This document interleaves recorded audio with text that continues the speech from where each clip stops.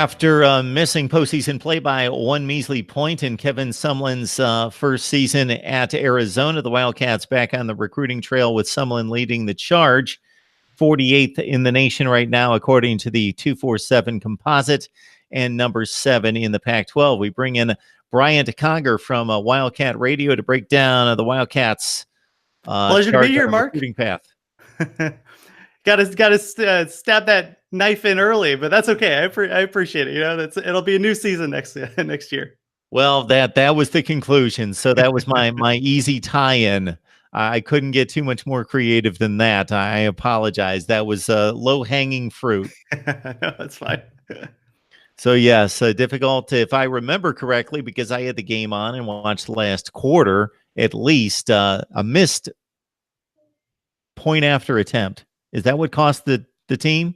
Oh, it was a missed field goal, but Kevin Sumlin ended up deciding to go for 2 a number of times unsuccessfully. So if I didn't agree with that. Yes, I remember it now. All right, onward and upward toward the future, and the future begins today. And of course, we have our second consecutive year of an early signing period in December, which has proven to be the primary signing period now.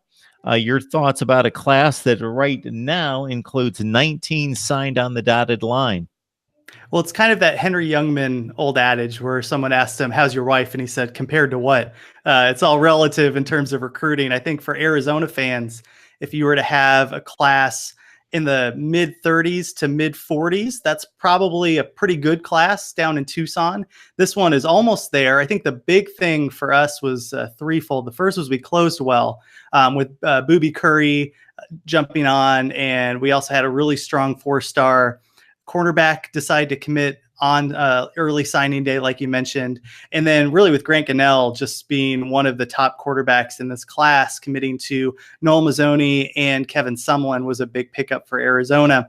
And it runs into the second point, which is our ability to recruit Texas again.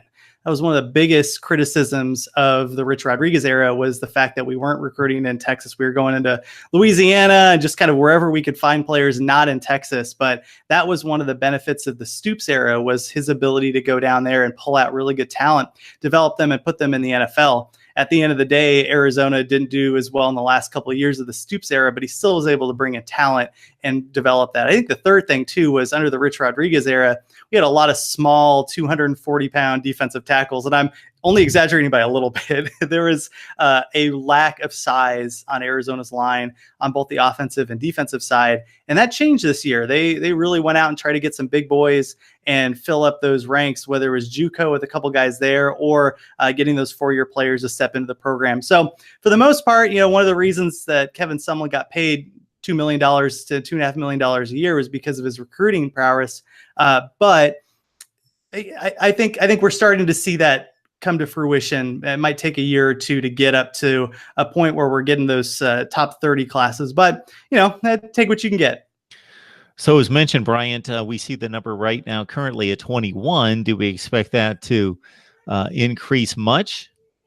From what I understand, maybe 1 or 2. I'd have to actually go back and look at the scholarship numbers. We did a podcast on Wildcat Radio, which is a podcast we do for Arizona football, and had highlighted the possibility of bringing up another player or 2. I also think what happens when you have a roster that is a leftover from a past coaching regime, there's going to be some turnover there that we haven't seen. Khalil Tate is coming back. That's one of them. That was a big deal for Arizona. But I do think that you'll see some attrition, which should open up some more opportunities to bring some kids on board. So, yeah, I wouldn't be surprised if we get a 1 or 2 more players. I'm not certain what the extent of that number will be, but. All right, we've got Bryant Conger on the line from Wildcat Radio. You can join him right there. So before we move on with more prospects, Bryant, where can people find you? Sure. Well, our website, wildcatradioaz.com. We have a ton of Arizona content up there. We record a weekly podcast that covers football and a weekly podcast that covers college basketball. Arizona tends to be a basketball town, but we really like to follow football. We have our advanced statistical model up on there. Every team, radar charts, the whole 9 yards. So you can check that out, and you can follow us at Wildcat Radio AZ on Twitter.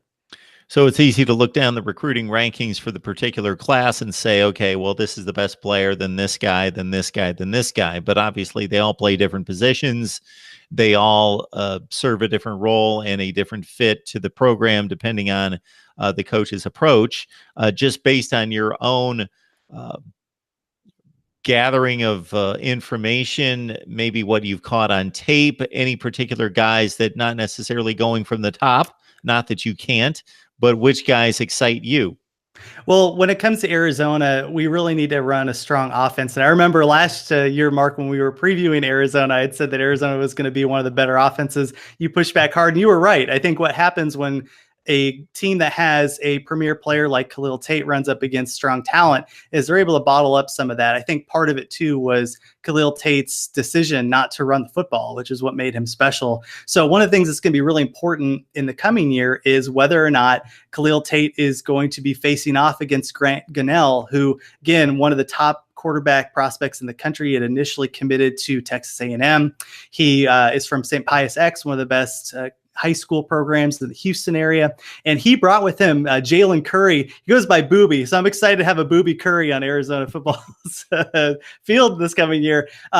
But one of the things that was exciting about that duo is the fact that Curry is a wide receiver, and he was one of the top, I think he's a top 25 wide receiver in the country, and was the number one target for Grant Gunnell. So both of them coming to Arizona as a package should be really fun for Wildcat fans looking forward. On the defensive front, you have a kid named Bobby Wolf. He was a kid that committed today, which was a big pickup for Arizona. And in the past years, we've seen the Wildcats fade at the end of signing day. What would happen is people would pick off our players. This year, we've been picking off a couple other players, with Curry also being a Texas A&M commit. Bobby Wolf had offers from USC and a ton of other programs. So it was really encouraging to see them, that recruiting class step up and the coaching staff be able to lock them in and hold them over time. We only had one player that ended up leaving from the class that we had initially thought we were going to have. I'm going to have to remember this guy's how to pronounce his name, but Kwabena Watson is a really strong linebacker on the defensive front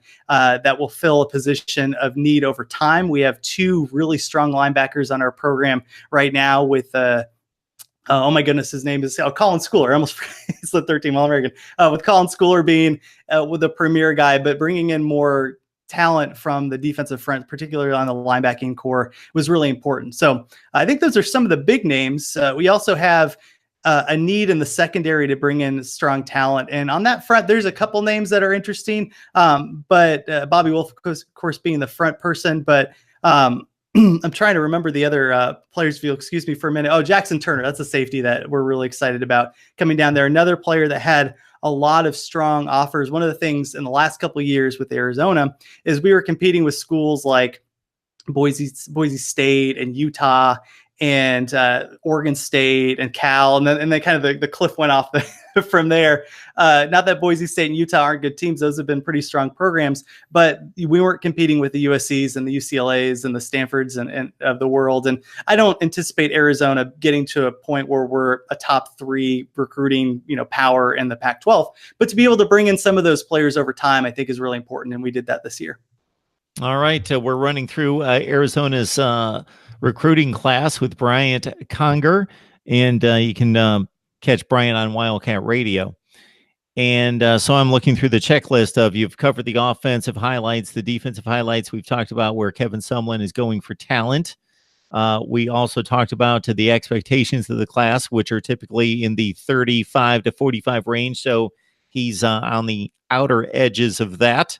And who you're excited about. And because we've already got 21 on the signed dotted line, only 1 or 2 left to pull in before February. So unless there's anything else, Bryant, I think we're good to go. I appreciate you stopping by. Sure. Yeah. I guess one more thing to mention is when you look at the Desert Swarm years, one of the biggest pipelines to Arizona was the islands, recruiting the islands.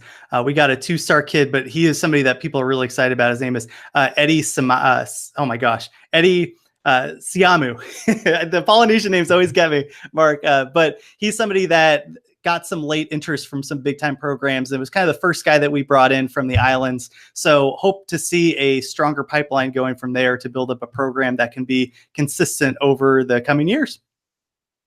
All right, Bryant, we appreciate you stopping by, and certainly good luck this recruiting season as we finish off with that final one or two players. Do we have any idea who those might be? No, I would assume that it'd be some more beef on the front lines. That's really the biggest need for Arizona. So look for another 300-pounder. Hopefully, knock on wood, because we need like a million of them. All right. Once again, it's Bryant Conger with Wildcat Radio. These guys help me out a tremendous amount, keeping me updated on Arizona football and helping spread the word of Mark Rogers TV, the voice of college football. So, Bryant, it's been a while, so I appreciate you stopping by. Hey, anytime. Thanks for having me.